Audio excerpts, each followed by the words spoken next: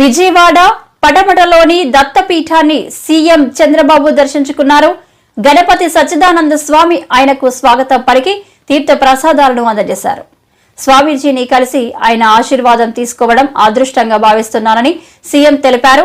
సమాజ హితం కోసమే స్వామీజీ పనిచేస్తున్నారని చెప్పారు. గౌరవనీయులు పూజ్యులు శ్రీ గణపతి సచ్చిదానంద స్వామీజీ, గౌరవనీయులు పూజ్యులు శ్రీ దత్త విజయానంద తీర్థ స్వామీజీ, ఈ సమావేశానికి విచ్చేసిన భక్తులందరికీ పేరు పేరున మనస్ఫూర్తిగా నమస్కారాలు, అభినందనలు.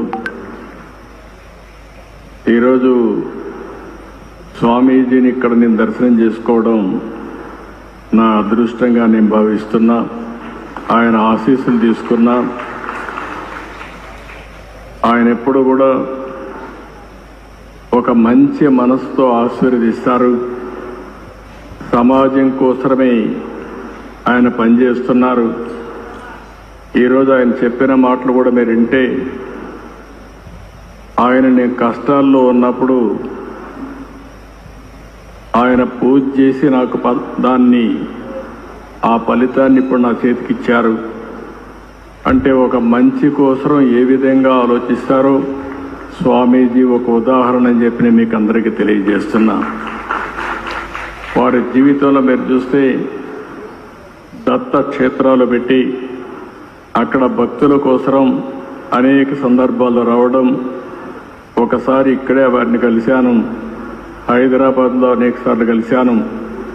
వారిని ఎప్పుడు కలిసినా ఎంత సమయం ఉన్నా అక్కడే ఉండాలి అనే మనశ్శాంతి ఆయన దగ్గర దొరుకుతుంది. అది ఒక అదృష్టం అని చెప్పి కూడా నేను మీకు తెలియజేస్తున్నా. చాలా తక్కువ సమయంలో ఒక మెసేజ్ ఇచ్చారు. నా సంకల్పం స్వర్ణ ఆంధ్రప్రదేశ్ చేయాలని. ఒకప్పుడు విజన్ 2020 తయారు చేస్తే చాలామంది సమైక్య ఆంధ్రప్రదేశ్లో తప్పుపట్టారు. కానీ ఆ విజన్ ఈరోజు యథార్థ రూపాన్ని చూపించే పరిస్థితి వచ్చింది. ఈరోజు ఏదైతే విజన్ 2047 స్వర్ణాంధ్ర దిశగా ఆలోచిస్తున్నాం, నేను స్వామీజీకి ఒకటే హామీ ఇస్తున్నా. ఏదైతే సంపద రావాలి, అదేవిధంగా మీ అందరికీ ఆనందంగా ఉండాలి. సంపద ఇవ్వడంలో మేము ముందుకెళ్తాం, కానీ ఆనందంగా మీరు ఒక పద్ధతి ప్రకారం ఉండాలంటే అది స్వామీజీ వల్లనే సాధ్యం అని చెప్పి కూడా నేను మీ అందరికీ తెలియజేస్తున్నా. ఎప్పుడు కూడా యథార్థాన్ని చెప్పే పరిస్థితిలో ఉండాలి. స్పిరిచువాలిటీ కూడా మనకు ఉండాల్సిన అవసరం ఉంది. అదే సమయంలో భగవంతుడు ఆశీస్సులు కూడా మనకు ఉండాల్సిన అవసరం ఉంది. ఆ భగవంతుడికి దగ్గర చేర్చే వ్యక్తే మన పూజ్యశ్రీ స్వామీజీ అని చెప్పి కూడా నేను మీకు తెలియజేస్తున్నా. చాలామందిని చూశాం, కానీ నాదస్వరంతో మన అందరికీ సమస్యలుంటే పరిష్కారం చేసే శక్తి ఒక్క మన స్వామికే ఉండడం మనందరి అదృష్టం కూడా.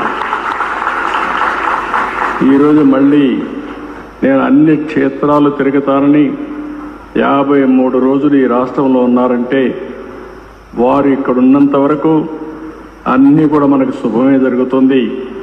నేను వారికి ఒకటే హామీ ఇస్తున్నా. మీరు చేసే ప్రజలకు మంచి కోసం మీరు తాపత్రయం పడుతున్నారు. వారికి దేవుని కృప కలగాలని మీరు ఆలోచిస్తున్నారు. నేను కూడా ఆలోచించేది మీ యొక్క ఆశీస్సులతో ఈ ప్రజలకు ఆర్థిక స్వావలంబన జరగాలని, పేదరికం పూర్తిగా పోవాలని, ప్రజలందరూ ఆనందంగా ఉండాలని చెప్పి ఆశిస్తున్నా.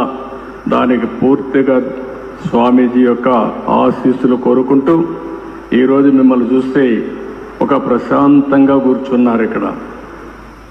అంటే మీరంతా ఒక పరిపక్వంగా కూడా ఉన్నారు. స్వామీజీ పైన నమ్మకం, ఆ నమ్మకంలో కొంత శాతం పాలకులైన నా మీద కూడా పెట్టండి. మీకు స్వర్ణాంధ్రప్రదేశ్ దిశగా ముందుకు తీసుకుపోయే బాధ్యత నేను తీసుకుంటానని మరొక్కసారి మీ అందరికీ హామీ ఇస్తూ ఈరోజు మీ ఈ అవకాశాన్ని ఇచ్చిన మిమ్మల్ని అందరినీ పేరు పేరున మనస్ఫూర్తిగా అభినందిస్తూ స్వామీజీకి మరొక్కసారి ప్రత్యేకంగా పాదాభివందనం చేస్తూ సెలవు తీసుకుంటున్నాను. జై హింద్.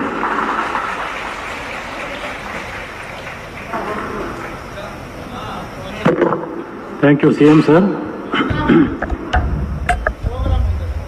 ఈ కార్యక్రమానికి విచ్చేసి వారి బిజీ షెడ్యూల్ ఉన్నా కూడా ఈ కార్యక్రమాన్ని సుసంపన్నం చేసినటువంటి గౌరవనీయ ముఖ్యమంత్రి వర్యులు శ్రీ నారా చంద్రబాబు నాయుడు గారికి దత్తపీఠం విజయవాడ శాఖ పక్షాన అనేక కృతజ్ఞతలు తెలియజేసుకుంటున్నాం.